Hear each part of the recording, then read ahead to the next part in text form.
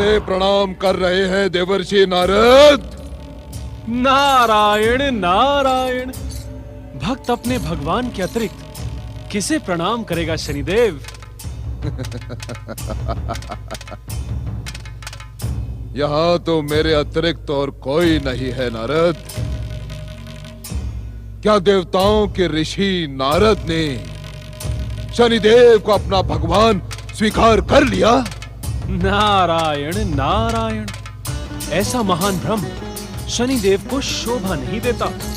सृष्टि के प्रथम दिन से ही ब्रह्मपुत्र नारद भगवत भक्ति के लिए विख्यात है। इस संसार में उसके आराध्य एकमात्र जगदीश्वर भगवान श्री विष्णु है। किंतु तुम्हारे जगदीश्वर भगवान श्री विष्णु यहाँ दिखाई नहीं पड़ रहे नारद। तो फिर तुम प्रणाम किसे कर रहे थे? नारायण नारायण, उस ओर देखिए शनिदेव, आपका जीवन भी धन्य हो जाएगा। वहां संसार की प्रेरणा और ऊर्जा का केंद्र वैकुंठ कैसा शोभायमान हो रहा है। नारायण नारायण।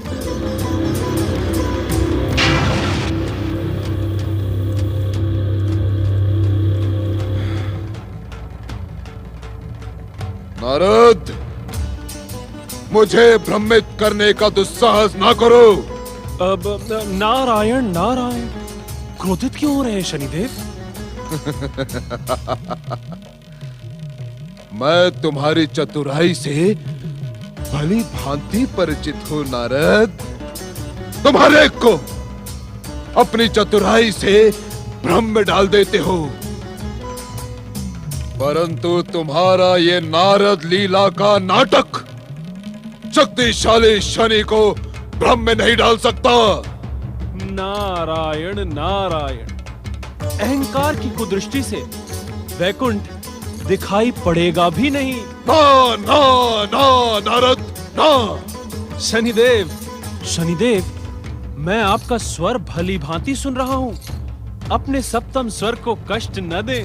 नारायण नारायण, यदि आपको वैकुंठ इस दिशा में न दिखे तो उस दिशा में देख ले।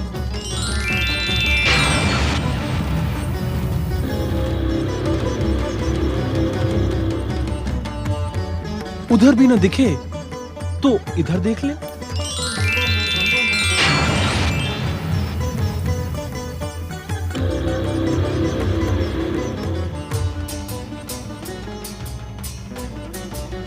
और इधर भी न दिखे तो नारद के हृदय में देख ले। नारायण नारायण। हमसे परिहास का दुस्साहस ना करो नारद, अन्यथा परिणाम तुम्हारे हित में ना होगा। हम क्षण मात्र में अपनी विध्वंसक, भयानक और मारक दृष्टि से तुम्हें भस्म कर देंगे। नारायण नारायण, मुझे पूर्ण विश्वास है कि शनिदेव नारद को भस्म करने का कार्य कदापि नहीं करेंगे। क्यों? क्योंकि इस कार्य के पश्चात शनिदेव का अपनी विध्वंसक, विस्फोटक और मारक शक्तियों पर विश्वास नष्ट हो जाएगा। और ज्ञात होने पर भी शनिदेव अपने विश्वास को नष्ट तो नहीं करेंगे ना। नारायण नारायण। नारद, मेरी विध्वंसक शक्तियों का अपमान करने के कारण मैं तुम्हें भस्म करता हूँ। शनिदेव शनिदेव शनिदेव, इस दीनहीन नारद से क्या अपराध हो गया जो आप इसका मार्ग अवरुद्ध कर स्वयं ही दर्शन देने पधारे और तनिक सी बात पर भस्म करने की चेतावनी देने लगे। नारायण नारायण। अपराध तुमसे नहीं हुआ है नारद, उस छलिया विष्णु से हुआ है, जिसके भक्तों से हमारी घोर शत्रुता है। नारायण नारायण। शनिदेव, आप कब तक इस शत्रुता का आवरण ओढ़े रहेंगे? जब तक इस संसार में एक भी विष्णु भक्त शेष है, प्रतिशोध की ये ज्वाला इसी प्रकार धधकती रहेगी। किंतु मैं तुम्हें भस्म नहीं करूंगा नारद। नारायण नारायण। नारद पर ये प्रेम पूर्ण कृपा क्यों शनिदेव? क्योंकि हमारे प्रतिशोध की सूचना वैकुंठ तक तुम ही तो पहुंचाओगे नारद। कैसी सूचना शनिदेव? इस बार तुम्हारे आराध्य विष्णु अपने भक्तों की इच्छा पूर्ण नहीं कर पाएंगे। जाकर कह देना अपने विष्णु से। भगवान विष्णु के भक्तों की चिंता आपको कब से होने लगी शनिदेव? जब किसी को पूर्व जन्म के कर्मों का फल भुगतना हो, तब हमारा कर्तव्य स्वयं ही निर्धारित हो जाता है। ये शनिदेव का अटल विधान है। इसमें संसार की कोई भी शक्ति हस्तक्षेप नहीं कर सकती। नारायण नारायण, आप किसके पूर्व जन्मों के पापों की बात कर रहे हैं? तनिक स्पष्ट बताएं शनिदेव। हमें भली भांति ज्ञात है कि तुम इस समय अपने आराध्य विष्णु के दर्शन करने वैकुंठ जा रहे हो नारद। उसे मेरी चेतावनी से परिचित करवा देना नारद कि वो शनिदेव की विध्वंसक शक्ति को चुनौती देने का दुस्साहस ना करे। मैं शनि हूँ, शनि। नारायण नारायण। शनिदेव, आप तो ज्ञान की साक्षात मूर्ति हैं। आपकी रहस्यमय भाषा का अर्थ नारद के तनिक भी समझ में नहीं आया। कृपया सरल भाषा में बताएं शनिदेव। परम विष्णु भक्त मनु के पुत्र तांगपाद और उसकी धर्म पत्नी सुनीति के जीवन में अब जो भी आश्चर्यजनक घटना घटित होगी, विष्णु उसमें हस्तक्षेप ना करे नारद।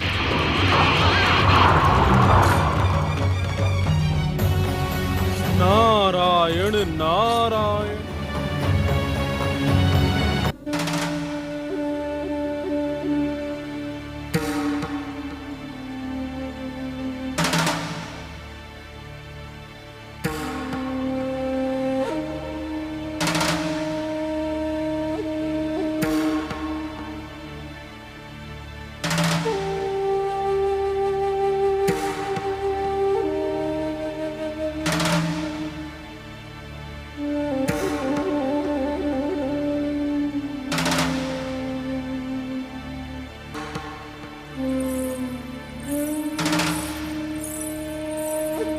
प्रभु, क्या कुछ अभूतपूर्व घटित हुआ है?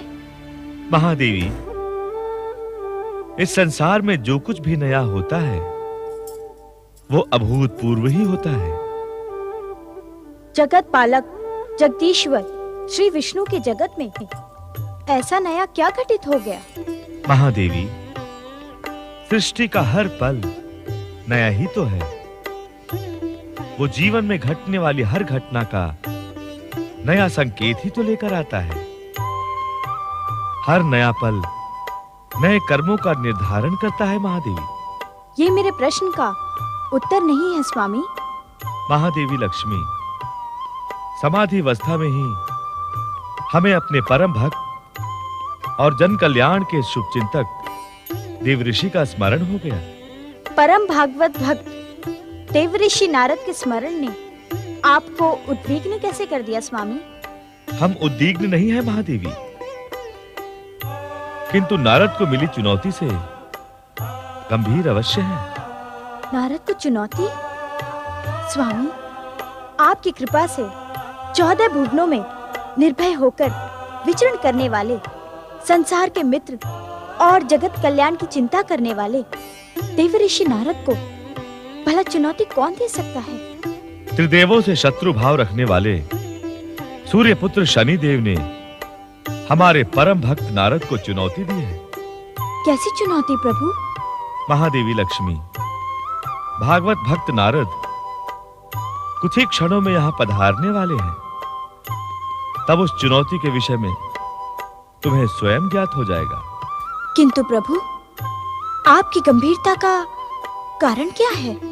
हम इस समय यही सोच रहे हैं महादेवी कि हम नारद की जिज्ञासा का समाधान कैसे करेंगे। जगत पालक जगदीश्वर भगवान श्री विष्णु, आप तो सर्वशक्तिमान हैं। आपकी इच्छा ही विधि का विधान और नियंता की नियति है। आपकी कृपा से ही इस संसार को गति प्राप्त है, तो समाधान की चिंता क्यों? महादेवी, आप इस सत्य से अपरिचित नहीं हैं कि हम अपनी दिव्य शक्तियों का प्रयोग प्राणियों के कर्म के अनुसार ही करते हैं।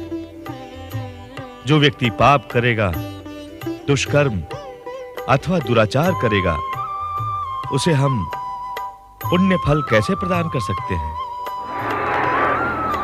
नारायण नारायण। ओम नमो नारायणाय। प्रणाम माता। देवर्षि, जगदीश्वर इस समय आपकी ही प्रतीक्षा कर रहे थे। नारायण नारायण। इस दीनहीन नारद की प्रतीक्षा कर जगदीश्वर भगवान विष्णु ने अपना भक्त वत्सल नाम सार्थक कर दिया है। क्या आज्ञा है प्रभु? नारद, हमें तुम्हारे वैकुंठ आने का कारण ज्ञात है। तुम अवश्य मन में यही सोच रहे होगे कि सूर्य पुत्र शनिदेव ने हमें चुनौती देने का दुस्साहस कैसे किया। जगदीश्वर, मैं शनिदेव के व्यवहार से विचलित हूं। त्रिदेवों के प्रति उनकी शत्रुता का विस्फोट अति भयंकर होता जा रहा है। हमें तुम्हारे मन की इस भावना का भी ज्ञान है नारद, कि तुम शनिदेव को उनकी अशिष्टता का दंड हमसे दिलवाने के इच्छुक हो। नारायण नारायण। अंतर्यामी, आपसे किसी के मन की बात भला कैसे छुपी रह सकती है? परम भगवत भक्त नारद को ये आचरण शोभा नहीं देता। क्षमा हे भक्त वत्सल, क्षमा। हे जगदीश्वर भगवान श्री विष्णु, यदि आपके इस दीनहीन भक्त नारद से कोई अपराध हुआ हो तो उसे क्षमा करें और अज्ञानी समझकर उसका मार्गदर्शन करें। देवर्षि नारद, आपके मन में उठने वाले विचारों का अनुभव कर समाधि में रमा हमारा मन विचलित हो गया था। समाधि का त्याग कर हम गंभीरता से आपके विषय में ही विचार कर रहे थे। प्रभु, नारद तो आपका परम भक्त है। यदि अज्ञान में उससे कोई भूल हो गई हो तो उसे क्षमा करते हुए इसका मार्गदर्शन करें। महादेवी लक्ष्मी, इस समय परम भगवत भक्त नारद के मन में जिस प्रकार के प्रश्न उठे हैं, उनका अनुभव कर हमें नारद की भक्ति पर संदेह हो गया है। हे करुणा की साक्षात मूर्ति, हे जगत पिता जगदीश्वर, इस संसार में आपके अतिरिक्त नारद का कोई आश्रय नहीं है। उसकी इस प्रकार अपेक्षा न करें। आप तो रहस्यों के रहस्य हैं। आपकी महिमा को तो परम पिता ब्रह्मदेव तक न समझ सके, तो मैं क्या समझूंगा। मुझे क्षमा करें भक्त वत्सल, मेरा मार्गदर्शन करें। भक्त का स्थान भगवान के चरणों में नहीं, हृदय में होता है। उठो नारद, तुम हमारे परम प्रिय भक्त हो, इसमें हमें तनिक भी संदेह नहीं है। किंतु आज शनिदेव के सम्मुख तुम्हें क्या हो गया था देवर्षि नारद? आपकी मनमोहक छवि के दर्शन कर मुझे कुछ भी ज्ञात नहीं है प्रभु। नारद, एक भक्त का मन तो सदा अपने भगवान की भक्ति से आनंदित रहना ही उचित है। किंतु आज शनिदेव के सम्मुख तुम्हारे मन में उनके प्रति दुर्भावना क्यों जागी? उन्हें हमसे दंडित करवाने का विचार कैसे जन्मा? नारायण नारायण। प्रभु शनिदेव आपकी सर्वशक्तिमत्ता को चुनौती देने का दुस्साहस कर रहे थे। भक्त नारद, हमें ज्ञात है कि मेरे इच्छा संसार में मेरे द्वारा जीवन को प्राप्त अनेक प्राणी अपने अहंकार से भ्रमित होकर हमें छलिया कहते हैं, हमें देव प्रेमी और दैत्य शत्रु कहकर संबोधित करते हैं। तो क्या तुम उन सबको भी दंडित करवाने की याचना करोगे? इसमें अनुचित क्या है प्रभु? दुष्ट को उसकी दुष्टता का दंड मिलना आवश्यक है। महादेवी लक्ष्मी, मेरे इस इच्छा संसार में हर जीव को अपनी इच्छा के अनुसार जीवन व्यतीत करने की पूर्ण स्वतंत्रता है। इस संसार में जहां सत्य की गरिमा, सदाचार की महिमा, जन कल्याण की भावना और मर्यादा का पालन ही प्रमुख है, वहीं असत्य, दुष्कर्म, अहंकार, दुराचार और दुर्भावना भी अपनी उपस्थिति का संघर्ष करते रहते हैं। प्रभु, इन दुष्ट विचारों को तो सदा सदा के लिए समाप्त कर देना ही उचित होगा। महादेवी, सत्य की स्वीकृति के लिए असत्य का होना, धर्म की स्थापना के लिए अधर्म की उपस्थिति, सदाचार की भावना के लिए दुराचार की दुर्भावना न होगी तो सत्य की स्वीकृति, धर्म को मान्यता और सद्भावना की विजय कैसे होगी? प्रभु, मैं शनिदेव के स्वभाव से अपरिचित नहीं हूँ। अपने जन्म के प्रथम दिन से वे त्रिदेवों के प्रति शत्रु भाव रखते हैं।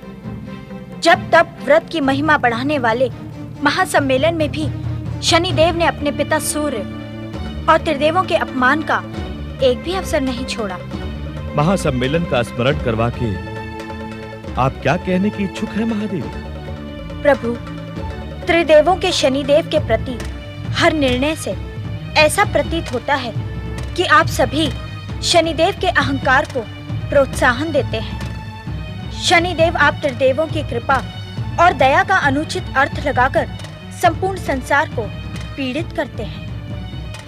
प्रभु, अब शनिदेव को इस सत्य का ज्ञान कराना आवश्यक हो गया है कि जगत पालक जगदीश्वर भगवान विष्णु से शत्रुता का परिणाम उनके लिए कितना विनाशकारी सिद्ध हो सकता है। महादेवी लक्ष्मी, ऐसा प्रतीत होता है कि पुत्र मोह में आपकी महत्वाकांक्षा विधि के विधान को खंडित करने की इच्छुक है। अर्थात? महादेवी लक्ष्मी, सूर्य पुत्र शनिदेव हमारे द्वारा निर्मित सृष्टि के ही अंग हैं। सृष्टि में शुभ तथा अशुभ का संतुलन बनाए रखने के लिए शनिदेव एक माध्यम का कार्य कर रहे हैं। जब तक अंतिम परिणाम दिखाई नहीं पड़ जाता, तब तक उस परिणाम तक पहुंचने वाली हर घटना को साक्षी भाव से देखना ही उचित है। देवर्षि नारद, आज्ञा प्रभु। इस संसार की समस्त दिव्य शक्तियां आपको प्राप्त है। यदि कोई विषय आपके और आपकी भक्ति के अनुकूल न हो तो आप अदृश्य होकर उस स्थान और विषय का त्याग कर सकते हैं, किंतु एक भक्त के मन में किसी के भी प्रति दुर्भावना जागृत होना अनुचित है। हे भक्तवत्सल, आपका मार्गदर्शन पाकर नारद का जीवन धन्य हो गया। भविष्य में ऐसा कदापि न होगा। देवर्षि, आपके संतोष के लिए हम इस समय आपको एक आश्वासन अवश्य देते हैं कि कष्ट और संघर्ष की कठोर परीक्षा के पश्चात हमारे भक्त हमारी कृपा अवश्य प्राप्त करेंगे। ओ नारायणाय। आपके भक्त आपके ही आश्रित है प्रभु। मैं अपनी व्यथा के लिए आपको कष्ट देने की इच्छुक नहीं हूँ, किंतु आपकी कृपा के बिना एक पल भी व्यतीत करना असंभव है प्रभु, असंभव है।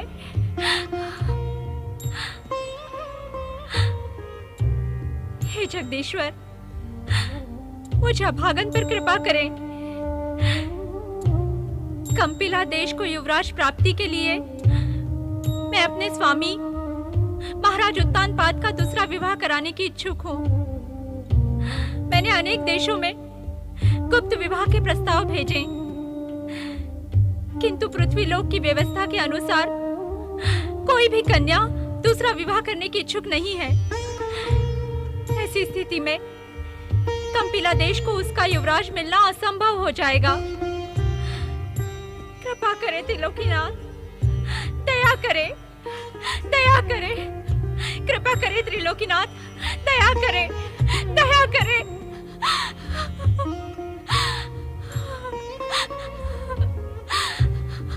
ओम नमो नारायणाय। महारानी जी। प्रणाम राजगुरु, मैं आप ही की प्रतीक्षा कर रही थी। क्या आप अपने अभियान में सफल हुए? जी महारानी जी, आपके आदेशानुसार हमने गुप्त रूप से महाराज के योग्य एक सुंदर एवं गुणवान कन्या खोज ली। कौन है वो भाग्यवती राजगुरु? महारानी, वो भाग्यवती वत्स देश की राजकुमारी सुरुचि है। क्या आपने स्वयं उससे भेंट की? महारानी जी, परंपरा तो यही है कि विवाह प्रस्ताव औपचारिक रूप से राज्य की ओर से भिजवाया जाता है, किंतु आपके आदेश का पालन करते हुए हमने राजकुमारी सुरुचि से स्वयं भेंट की और उनके मन को परखने का प्रयास भी किया। क्या है उसके मन में? मेरे प्रश्न का उत्तर दे राजगुरु। क्या है उसके मन में? आप मौन क्यों हैं? महारानी जी, राजकुमारी सुरुचि की स्वीकृति हमें स्वीकार नहीं है। अपनी बात स्पष्ट करें राजगुरु। महारानी जी, राजकुमारी सुरुचि को आपके अधीन रहना स्वीकार नहीं है। महाराज के विवाह के पश्चात वे स्वयं पटरानी बन के रहें, यह हम स्वीकार कैसे कर सकते हैं? किंतु राजगुरु, आप निश्चिंत रहें, हम और राज्यों में भी प्रयास कर रहे हैं और हमें पूर्ण विश्वास है कि राजकुमारी सुरुचि से भी उत्तम कन्या हम अवश्य ढूंढ लेंगे। कंपिला देश की स्थिति से आप अपरिचित नहीं हैं राजगुरु। न मैं प्रतीक्षा कर सकती हूँ, न मेरी प्रजा की व्यग्रता इस प्रतीक्षा को स्वीकार करेगी। महारानी जी, कभी-कभी परिस्थितियां इतनी भयानक हो जाती हैं कि अपने आराध्य पर विश्वास और प्रतीक्षा के अतिरिक्त मनुष्य के पास कोई दूसरा मार्ग नहीं होता। राजगुरु, आप हमारी स्थिति से अपरिचित नहीं हैं। पिताश्री व माताश्री के वानप्रस्थ जाने के पश्चात हमारे राजवंश में आप ही वरिष्ठ एवं अनुभवी हैं। मेरा मार्गदर्शन करें राजगुरु। महाराज मनुवंश के आराध्य जगदीश्वर भगवान श्री विष्णु की कृपा की प्रतीक्षा के अतिरिक्त हमारे पास अन्य कोई मार्ग नहीं है। किंतु मेरे पास एक मार्ग है। कौन सा मार्ग? आप स्वयं मेरे साथ वत्स देश चलें। मैं सुरुचि से भेंट करने की इच्छुक हूँ। महारानी जी, आपका सुरुचि से भेंट करना उचित नहीं है। स्थितियाँ कभी-कभी उचित अनुचित का विचार करने का अवसर नहीं देती। आप इतना अधिक निराश क्यों हो रही हैं महारानी? आपसे भेंट होने और सुरुचि का प्रस्ताव मिलने से पूर्व मैं अवश्य निराश थी, किंतु अब मैं उत्साहित हूँ। सुरुचि से मिलकर मैं किसी भी प्रकार उसे अपनी सौत बनाकर ले आऊंगी। मुझे इस समय मात्र आपके संरक्षण की आवश्यकता है। ये आप क्या कह रही हैं महारानी? महाराज को पता चलेगा तो अनर्थ हो जाएगा। आपको मेरा अनुरोध स्वीकार करना ही होगा राजगुरु, और इस बात की सावधानी रखें कि हमारे गुप्त अभियान की सूचना महाराज तक ना पहुंचे। हम आज संध्या से पूर्व ही वत्स देश की ओर प्रस्थान करेंगे। जय जगदीश्वर।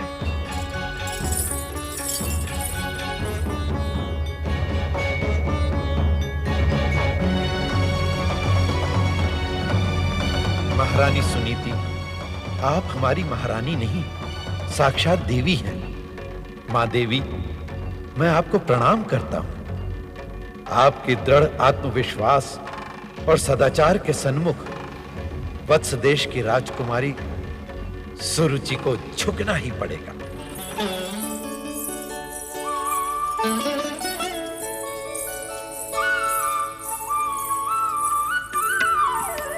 वत्स देश की राजकुमारी सुरुचि की जय हो। राजकुमारी जी, आप अपने शुभ कर कमलों से अपने चित्र का अनावरण करें।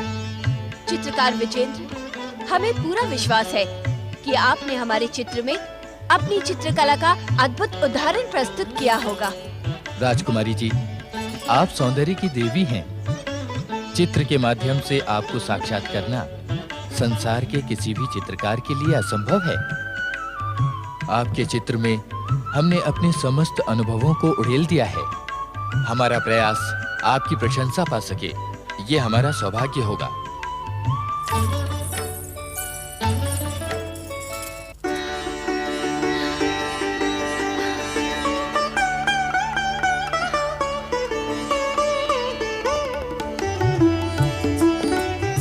चित्रकार विजेंद्र, हमने तुम्हारी जितनी प्रशंसा सुनी थी उससे अधिक तुम्हें पाया है। राजकुमारी जी, आपके चित्र को देखकर ऐसा प्रतीत होता है जैसे आप स्वयं ही इस चित्र में समा गई है। हाँ राजकुमारी जी, मुझे ऐसे लग रहा है जैसे आपकी मधुर वाणी में ये चित्र अभी बोल पड़ेगा। दासी, विजेंद्र जी को अपने साथ ले जाकर राजकोष से इस चित्र का इच्छुत भुगतान करवा दो। जो आ गया राजकुमारी जी।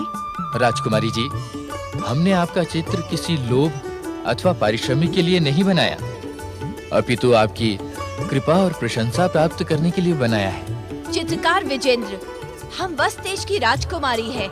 हमारी प्रजा होने के कारण हमारी कृपा सदा आपको प्राप्त है।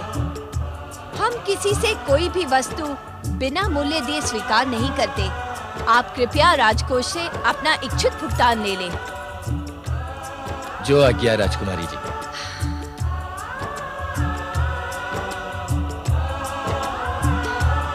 हम एकांत की इच्छुक है मुखरी। हमारी आज्ञा के बिना कोई भी इस महल में प्रवेश ना करे। जो आज्ञा राजकुमारी जी।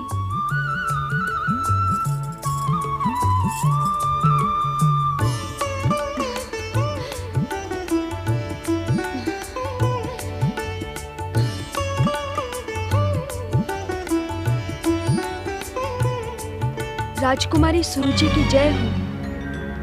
किसने बुलाया तुम्हें यहाँ? मेरे एकांत में बाधा डालने का दुस्साहस तुमने कैसे किया? राजकुमारी जी, एक महान ऋषि अपने 2 चेलों के साथ आपसे भेंट करने पधारे हैं। मुझसे भेंट करने? तुमने उन्हें महल में आने क्यों दिया? वे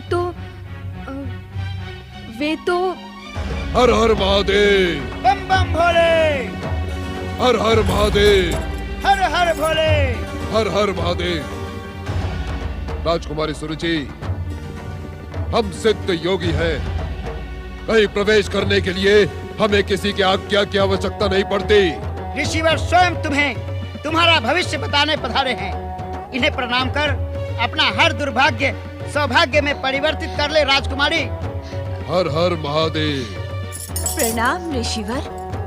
राजकुमारी सुरुचि, हमने अपने चमत्कारी ज्ञान से देखा कि तुम शीघ्र ही कंपिला देश के महाराज उत्तांगपाद की प्रिय महारानी बनने वाली हो।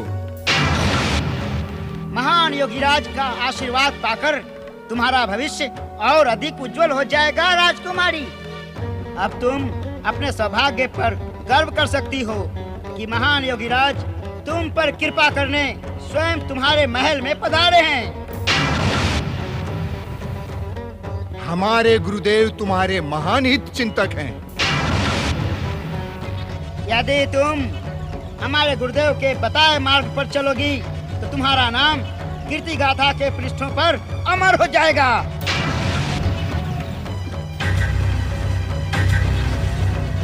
हर हर महादेव। हर हर महादेव। राजकुमारी सुरुचि, इस समय हम यहाँ तुम्हें सावधान करने आए हैं। सावधान? हाँ हाँ, सावधान। सुरुचि, महाराज उत्तानपाद की पहली पत्नी सुनीति तुम्हें अपनी सौत बनाने के लिए अधीर हो रही है। वो शीघ्र ही तुम्हारे समीप आएगी। ये आप क्या कह रहे हैं? हर हर महादेव। एक सिद्ध योगी, त्रिकालदर्शी ऋषि और चमत्कारी ज्योतिषी से ऐसे विचित्र प्रश्न ना पूछो सुरुचि। अब तो बस हमारे आदेश का पालन करो और सुनीति को अपने मार्ग से हटा दो। अर्थात कि तेरे सौभाग्य मार्ग में सुनीति ही एकमात्र बाधा है। उस बाधा को सदा सदा के लिए नष्ट कर दो और सफलता के शिखर पर अपने नाम और कीर्ति का ध्वज फहराओ। याद कर सकती हो कि मुझ पर कृपा का कारण क्या है? क्योंकि तुम हमारी कृपा के योग्य हो सुरुचि।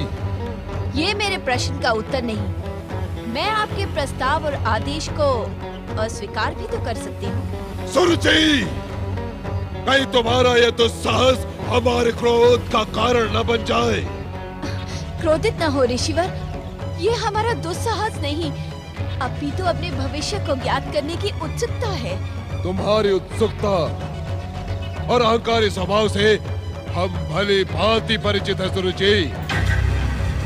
हमें शब्दों के चक्रव्यूह में उलझाने का प्रयास ना करो। ऋषिवर, ये मेरे शब्दों का चक्रव्यूह नहीं है, अपितु वास्तव में अपने भविष्य को ज्ञात करने की अभिलाषा है।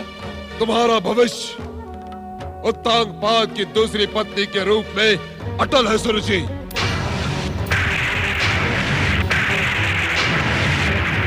इसे संसार की कोई भी शक्ति परिवर्तित नहीं कर सकती। हमारी कृपा के बिना तुम उत्तानपाद से विवाह करके उसकी पहली पत्नी सुनीति के अधीन रहोगी। मुझे किसी के अधीन रहना स्वीकार नहीं, किंतु आपसे एक प्रश्न पूछ सकती हूँ? हर हर महादेव, हर हर महादेव। उत्तानपाद के साथ हमारी कोई शत्रुता नहीं, किंतु तुम पर और वत्सदेश के राजकुल पर हम प्रसन्न हैं। यही तुम पर कृपा करने का कारण है सुरुचि। हम आपके आदेश पर अवश्य विचार करेंगे ऋषिवर। राजकुमारी सुरुचि, यदि तुमने हमारे आदेश का पालन न किया तो हमारा क्रोध सर्वनाश की काली छाया बनकर तुम्हारे सौभाग्य को नष्ट कर देगा। इसीलिए सावधान, सावधान।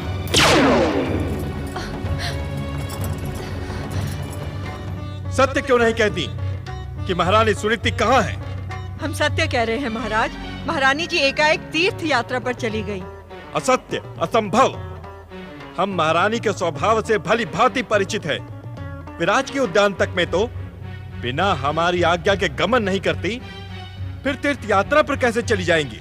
हमारी बात पे विश्वास कीजिए महाराज।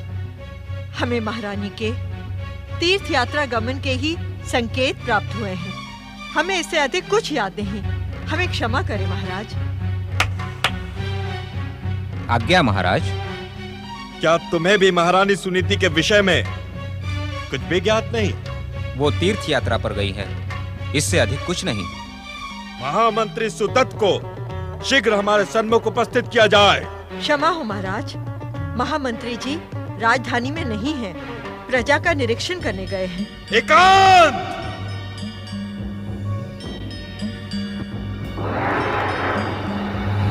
नारायण नारायण। प्रणाम देवर्षि नारद।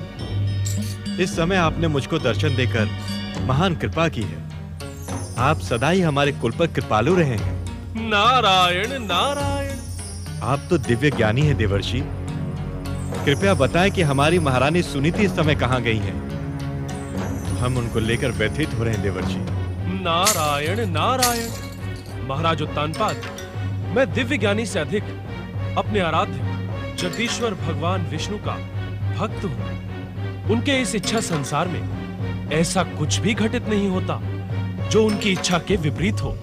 किंतु देवर्षि, यदि मुझे महारानी के विषय में कुछ ज्ञात होगा भी तो इस समय मैं आपको बताऊंगा नहीं। नारायण नारायण। ऐसा क्यों देवर्षि? क्योंकि इस समय मैं आपको सचेत और सावधान करने के लिए उपस्थित हुआ हूँ महाराज उत्तानपाद। सचेत, सावधान? किस कारण? क्या कुछ ऐसा घटित होने वाला है जो हमारे लिए शुभ न हो देवर्षि? नारायण नारायण। महाराज उत्तानपाद, सूर्यपुत्र शनिदेव आपके अग्रज महाराज प्रियव्रत की शत्रुता का प्रतिशोध आपसे लेने के इच्छुक हैं। महाराज उत्तानपाद, संकट की इस घड़ी में धैर्य ही आपकी सफलता का मूल मंत्र है। आप और आपका परिवार शनिदेव की कठोर परीक्षाओं से भयभीत न हो, यही संकेत देने के लिए हम इस समय यहाँ प्रकट हुए हैं। देवर्षि, जिन्हें जगदीश्वर भगवान श्री विष्णु की कृपा प्राप्त हो, वे किसी भी कठोर परीक्षा से भयभीत नहीं होते। नारायण नारायण, हमें आपसे ऐसे ही उत्तर की आशा थी महाराज उत्तानपाद। आप निश्चिंत रहें। आपकी भक्ति की शक्ति के सम्मुख एक शनिदेव तो क्या, अनेकों शनिदेव आपका हित न कर पाएंगे। नारायण नारायण। देवर्षि, हम और हमारा कंपिला देश इस समय युवराज प्राप्ति के लिए व्यग्र हो रहे हैं। कृपया बताएं कि हमें युवराज की प्राप्ति कब होगी। नारायण नारायण। महाराज उत्तानपाद, भगवान विष्णु की कृपा से आप और आपकी कंपिला देश की अभिलाषा अवश्य पूर्ण होगी। कब देवर्षि? अधीर न हो भक्त शिरोमणि, भगवान विष्णु की कृपा से समय आने पर आप 2 महान पुत्रों के पिता बनेंगे। नारायण नारायण।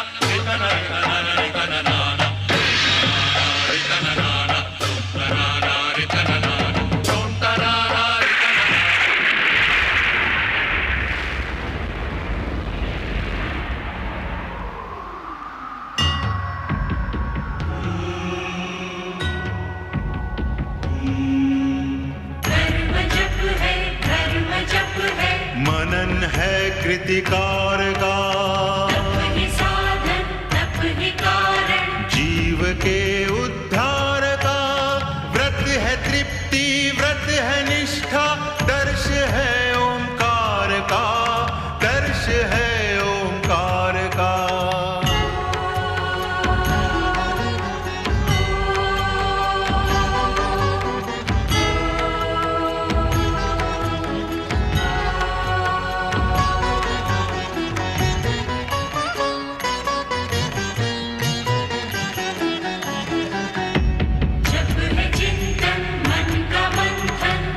प्रभु की आराधना, तप कर शब्दों के स्वर, बनते हैं एक प्रार्थना। व्रत का नियम दे के संयम, पूर्ण करता कामना, पूर्ण करता कामना।